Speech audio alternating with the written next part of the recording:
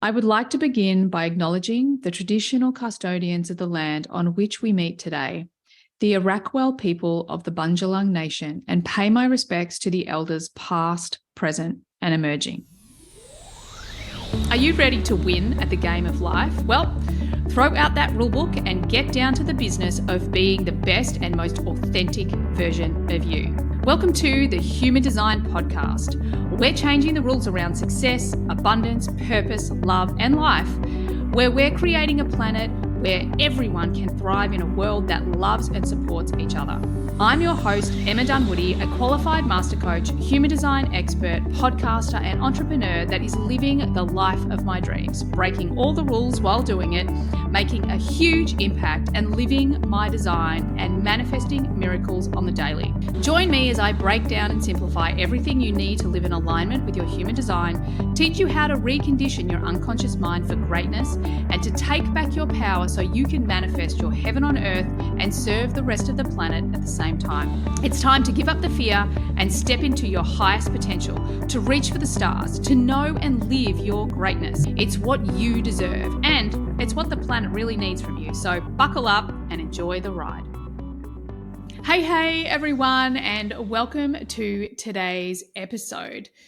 Well, I am so freaking pumped and excited to have you guys here. I, at the moment, am working my little butt off upgrading all of the content for HDX because we're just about to have the most epic upgrade of HDX. And if you've ever had the slightest inkling that you might want to check it out, come join us on the 2nd of November to dive into Human Design Made Simple, really stepping you through all the things that you need to live in alignment with your design and hang out with me for a while I help you really align to that beautiful, unique design of yours.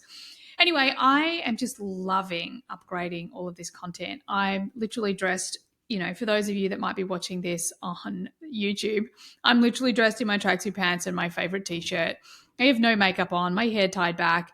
I am diving into all this content, upgrading it, sort of relearning things. It is absolutely lighting my sacral on fire. It's just so freaking exciting because we are just pumped with everything that we're going to bring and some incredible teachers for next year. So anyway, as I'm going through working on all this content, we've got a lot of questions coming in on Instagram.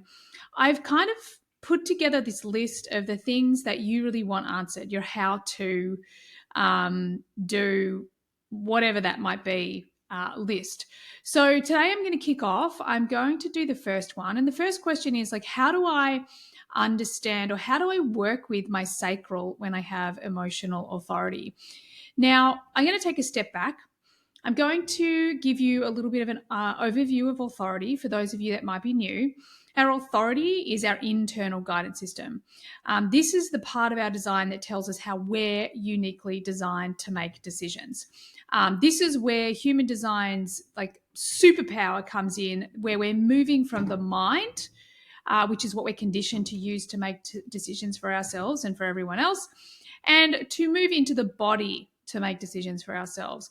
Then from this place, we make the decisions that are correct for us, not make decisions from our conditioning or our fear or all these other unresourceful ways that we can create or get to a decision using our mind. So when we discover our authority, and if you are new, just press pause, or at least pull out your human design chart, press pause, and then identify where your authority is or what your authority is. So once you've worked out your authority, have a look at your chart to see what centers you have colored in. Now, every single one of those centers is contributing to your internal guidance system in some way, okay? Because where we have definition, it is consistent and reliable energy. It's the energy we're putting out into the world. It's who we feel we are. Oftentimes it's who we think we are. And it's energy that's influencing the other and affecting the other. So when we talk about our authority, if we have a number of centers that are defined, including our authority, that are also centers that will give us biofeedback, internal guidance system feedback. Sometimes people get confused. Well, if I have emotional authority, but I have a defined sacral, or I have a defined spleen, what does that mean for me? Does that mean that I can't listen to my intuition in the spleen because I have to listen to my defined solar plexus? Does that mean that I'm not meant to listen to my sacral as much if I have a defined solar plexus? And ultimately, no. The more definition you have, it's like you have more consistent feedback. It's really what the difference is. When we have undefined centers, it's kind of an inconsistent feedback because it's reliant on the energy we're taking in and reflecting back. So depending on the people we're around or the transits or the energy, the aura of the place we're in, things are going to shift and change. They're going to feel different. Whereas with our defined and colored in centers, then they're kind of consistent and reliable. So they're always going to be giving us feedback. They're always going to be sending us in the direction that is correct for us. Now, what I want to break down is how specifically we work with our authority and subsequent defined centers. For example, my chart. I'm an emotional authority and I'm an MG. Okay, so that means I have a defined sacral. So does that mean with it being an emotional being, I have to sleep on things, I take time to make decisions, I can sort of flip-flop sometimes depending on whatever's going on around me. Timing is a massive thing. And then I've got this sacral within me giving me constant feedback, like, And part of me is like, God, I just want to listen to the sacral because that is easier, that is cleaner, that's clearer. However, my emotional authority, which is also an awareness center, which has more depth of knowledge and knowing, meaning that it has more depth and more awareness around, let's say, timing, for example. So my emotional authority has to have the final say. Okay. So my sacral, I go to I'm always talking about food. I go to the kitchen cupboard, I go to the fridge, I open the fridge, I look at whatever's in the fridge, and my sacral's giving me feedback in the moment, and I'm going to listen to that. I'm not going to sleep on it and then decide what to have for lunch yesterday, right? So in those little circumstances, I'm taking the feedback of my sacral for sure. However, I'm also really conscious that when I'm making decisions, my solar plexus has to have the final say. Okay. So that means that if something feels like a yes in the moment for me, great. I'm going to write it down. I'm just going to, make a mental note of it, pin it.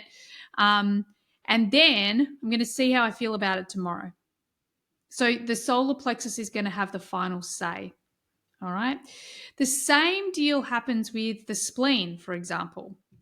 Let's say you're an emotional authority and you've got a defined spleen. Well, the defined spleen is still an awareness center. So this awareness center is going to give you feedback. You're going to still have that instinct, that intuition. It's going to be guiding you, but it's going to be guiding almost like the solar plexus. Okay. So again, the solar plexus has to have the final say. Or if you have, let's say, a defined sacral and undefined solar plexus, then the spleen is going to be feeding into that sacral. It's going to be the sacral gets the information that's coming, and it sort of gives you the final say. So ultimately, whatever your authority is, it gets the final say. So if you're new to human design, what I would encourage you to do is just get to know your authority first. Okay. So if you're an emotional being and you're a generator or a manifesting generator, meaning that you have this big emotional motor and this big sacral motor, just focus on the emotional one at first. Okay. And just experiment with that. Experiment with just giving yourself time to make decisions. Just experiment with that until you feel like you've got, a little bit more clarity. Like, okay, that's how it feels. Oh, yes, I make better decisions when I sleep at night. Yes, I can feel that yes in my body. And then what's going to happen is you can kind of make a conscious decision to experiment with your sacral and get to know your sacral. And then if you've got a defined spleen, you can make a conscious effort, conscious decision to experiment with the spleen and do the same thing. So we always want to make it as simple as possible, especially in the beginning. There is so much information, so much knowledge with human design that the overwhelming nature of that keeps us in the mind. And when we're in the mind, we actually cannot settle into the wisdom that lies in our body. We're not actually going to hear our solar plexus, our sacral, our spleen, our ego, our G center, our soundboard, our whatever it is that it is our authority and our intuition. We're not going to hear those things if we're still just thinking about our authority or thinking about our design. We actually need to just break it down into small pieces, experiment with the important bits first, strategy and authority, record the results that we get, let go of what isn't working, repeat what does work and make sure it keeps working, and then give our brain the evidence. So make sure we're writing these things in our journal so our brain can see that it's safe, that we get the results that are correct for us when we listen to our internal guidance system. And then you just rinse and repeat, do it again. So ultimately, 3 things that you need to know. Your authority is the final say. The second thing that you need to know is that the more definition you have, the more consistent guidance that's feeding into your authority. Okay? The third thing to know is that when we first start to dive into our authority, we're learning through the mind, meaning that the more we think about our authority, the further away we get from feeling, experiencing, and experimenting with our authority. So we just have to take imperfect action and get into the body. 3 things to do.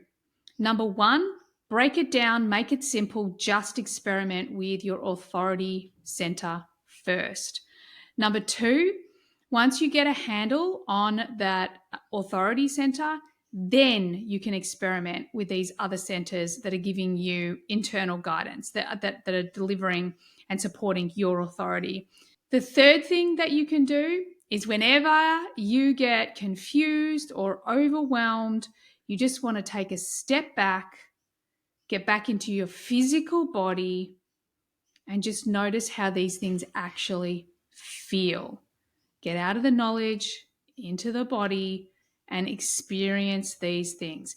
And the more you do that, the more you're going to change the habit of thinking your decisions, and you're going to support the feeling your decisions via your authority.